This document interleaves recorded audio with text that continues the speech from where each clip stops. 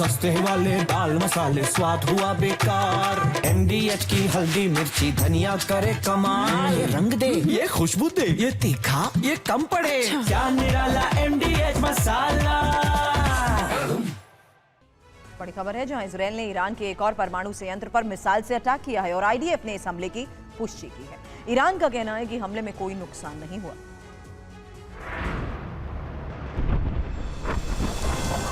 Israel ने Iran के कई परमाणु संयंत्रों को निशाना बनाया है। IDF ने ईरान के खांडव परमाणु संयंत्र को निशाना बनाकर हमला किया। बताया जा रहा है कि इजरायली सेना ने खांडव परमाणु संयंत्र पर कई मिसाइलों से प्रहार किया। इस हमले में परमाणु संयंत्र को काफी नुकसान की खबर है। बताया जा रहा है कि इजरायल ने कई मिसाइलें दागी हैं, लेकिन ईरान ने कुछ मिसाइलों को मार गिराया। ईरान का दावा है कि इजरायली हमलों में परमाणु संयंत्र को ज्यादा नुकसान नहीं हुआ है। IDF ने खांडव परमाणु संयंत्र पर हमले की पुष्टि की है। इजरायल ने कहा है कि अराक के पास एक मौजूद परमाणु संयंत्र को निशाना बनाया गया। इजरायल ने इससे पहले ईरान के नतांज न्यूक्लियर संयंत्र पर भी हमला किया था। इसमें तस्वीरें भी सामने आई। आपको बता दें कि 2007 के बाद से ईरानी परमाणु संयंत्रों को कई बार हमले हो चुके हैं। अमेरिका ने कई बार ईरानी परमाणु कार्यक्रम को रोकने की कोशिश की। इस बार भी युद्ध की असली वजह ईरान के परमाणु कार्यक्रम ही है। अमेरिका कह रहा है कि ईरान उसके साथ डील करे, नहीं तो वो बर्बाद हो जाएगा।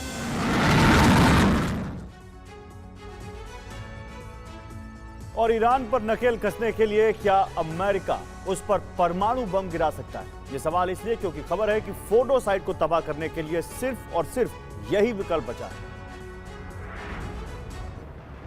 ईरान के न्यूक्लियर साइट फोर्डो को तबाह करना इजरायल और अमेरिका के लिए चुनौती बन गई है।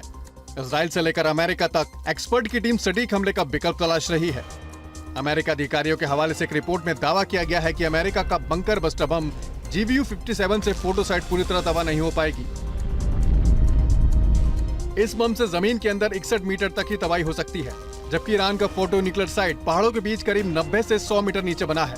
कुछ एक्सपर्ट्स ने तो ये तक कहा है कि GBU-57 के अटैक से फोर्डो साइट सिर्फ मलबे के नीचे दब जाएगी, इसे ज्यादा नुकसान नहीं होगा।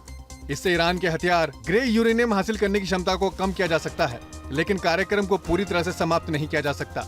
एक्सपर्ट का सुझाव है कि फोर्डो को पूरी तरह से नष्ट करने के लिए अमेरिका को पहले पारंपरिक बम बस्टर बमों से जमीन को नरम करना होगा और फिर इसे अंततः B-2 बॉम्बर से परमाणु बम गिराना होगा। ये संभावित अनुमान अमेरिकी रक्षा विभाग की एजेंसी DTRA ने जारी किया है।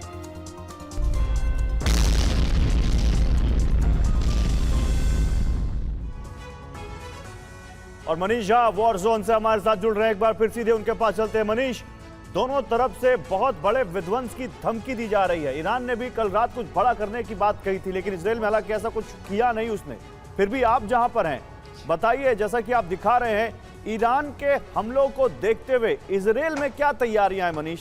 क्या वहां लोगों को कुछ एक्स्ट्रा वहां पर इंफॉर्मेशन दी जा रही है, कुछ इंस्ट्रक्शन दिए जा रहे हैं? वहां क्या इस वक्त लोगों के जहन में? देखिए, तैयारियां तो इन्होंने बहुत सारी कर रखी थी, लेकिन फिर वही है कि ईरान के मिसाइल के रूप में एक ऐसा तूफान आया जिसने सारी तैयारियों को धराशायी कर दिया है। वो इसलिए क्योंकि जिस वक्त उसके मिसाइल आते हैं, यकीन मानिए सायरन बजता है और सायरन बजने के 3-4 मिनट के अंदर मिसाइल पहुंच जाता है। मैं खुद ही कई बार इसका गवाह रहा हूं कि जैसे ही सायरन बजता है और जब तक में आप शेल्टर तक पहुँचते हैं तब तक आपको धड़ाम धड़ाम की आवाज़ आ रही होती है। या तो मिसाइल डायरेक्ट हिट कर चुका होता है या फिर उसको इंटरसेप्ट करने की कोशिश की जाती है। तैयारियों के रूप में इन्होंने सबसे बेहतरीन एयर डिफेंस सिस्टम यहां पर इंस्टॉल किया, लेकिन वो भी नाकाफी साबित हो रही है। और जब इजरायल के एयर डिफेंस सिस्टम काम नहीं कर पा रहे तो आप सोचिए कि बाकी दुनिया की क्या हालत होगी। दूसरी बात यह है कि देखिए, हमास के साथ जंग, हिजबुल्लाह के साथ जंग से ये मामला एकदम अलग है, क्योंकि इस बार लड़ाई ईरान से हो रही है।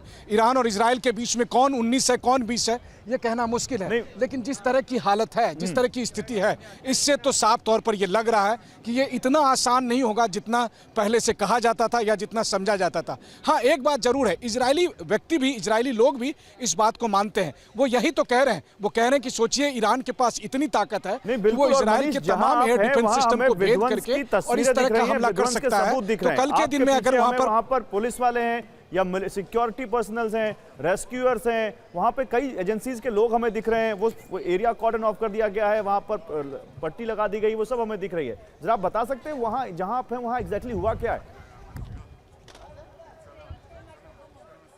बिल्कुल, देखिए दरअसल यहाँ इजराइल में जब सुबह के 7 बजे थे उस वक्त ईरान से 30 मिसाइल आए और 30 मिसाइल ने इजराइल के 7 शहरों पर अटैक किया, जिसमें से एक लोकेशन ये है, इसका नाम है होलोन। होलोन में यहाँ पर जहाँ पर ये अटैक हुआ, ईरान के मिसाइल आकर गिरे, उसकी तस्वीरें हम इस वक्त आपको दिखा रहे हैं कि देखिए कैसे होलोन में इस इलाके में, ये कंप्लीटली रेजिडेंशियल इलाका है, ये साफ तौर पर आप कैमरे पर देख सकते हैं, भले ही ईरान की तरफ से जो भी दावे किया जा रहे हो सकता है कि ईरान के मिसाइल का टारगेट कोई और है, लेकिन जैसा कि मैंने नोटिस किया है 2-3 दिन में इजराइल में, वो ये कि यहाँ पर जीपीएस सिस्टम में काफ़ी बदलाव किया गया है। तो आपको जाना है चीन, पहुंच जाते हैं आप जापान, उस तरह की स्थिति बनती है मिसाइल के साथ भी, यानी कि मिसाइल का टारगेट कुछ और होता है, लेकिन जीपीएस की वजह से या इस तरह की टेक्नोलॉजी की वजह से वो डाइवर्ट हो जाती है और यहाँ आकर गिरी है। अब जब यहाँ आकर गिरी है तो उसका विध्वंस का नतीजा देखिए, पूरी की पूरी बिल्डिंग खत्म हो चुकी है, न केवल एक बिल्डिंग ये, बल्कि ये बिल्डिंग, उसके आसपास की बिल्डिंग, और वहाँ बड़ा सा गड्ढा लगा हुआ है क्योंकि वहाँ पर एक्सप्लोसिव हो सकते हैं, इसलिए अभी पुलिस वाले कह रहे हैं कि जब वहाँ पर इजराइल को पहुंचे नुकसान की कहानी बयां करती हुई ये इमारतें,